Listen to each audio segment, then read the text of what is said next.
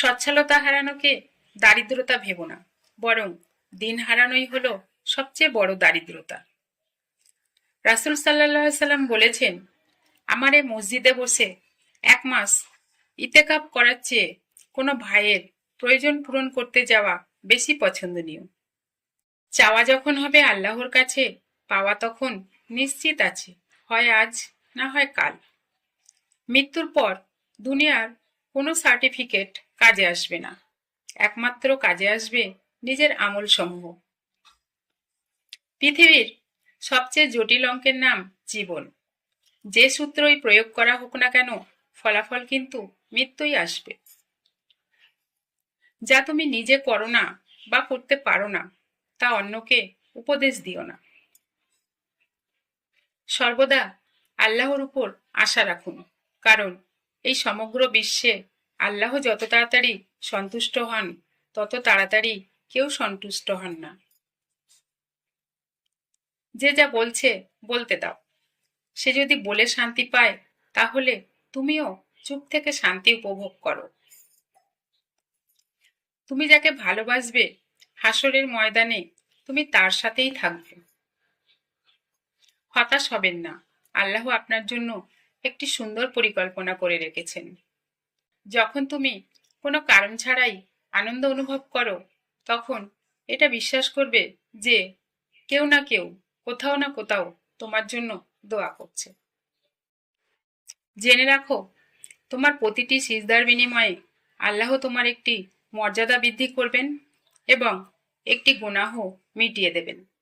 রাসূল সাল্লাল্লাহু আলাইহি সাল্লাম বলেছেন, যাদেরকে আমি সবচেয়ে বেশি ঘৃণা করি এবং যারা কিয়ামতের দিন আমার থেকে সবচেয়ে দূরে অবস্থান করবে, তারা হলো সেই সব লোক যারা অনর্থক কথা বলে, যারা অন্যকে ছোট করে এবং যারা কথা বলার সময় নিজেদের পাণ্ডিত্য জাহির করে।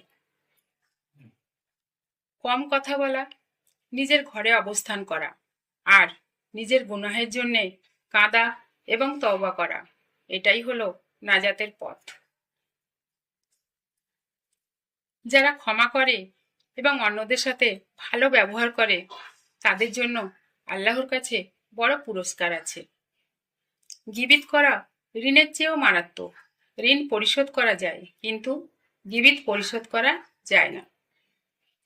যে ব্যক্তি ভালো কাজ করার পরিকল্পনা করলো, কিন্তু বাস্তবে সে ওই কাজ করতে পারল না, তবুও সেই ব্যক্তির জন্য সব লেখা হবে।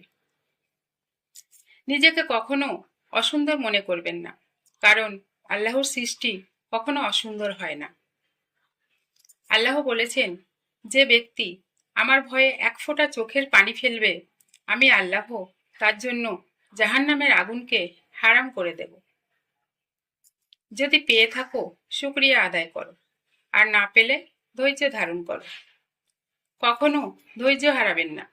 মনে রাখবেন, আল্লাহ আপনার জন্য যা নির্ধারণ করে রেখেছেন, সঠিক সময়ে আপনি তা পাবেন। আর যা আপনার জন্য নির্ধারিত নয়, তা আপনি কখনোই পাবেন না। মায়ের একটি কষ্টের নিঃশ্বাস 7টি দোজখের চেয়েও ভয়ঙ্কর, আর একটি সুখের হাসি 8টি বেহেশতের সমান।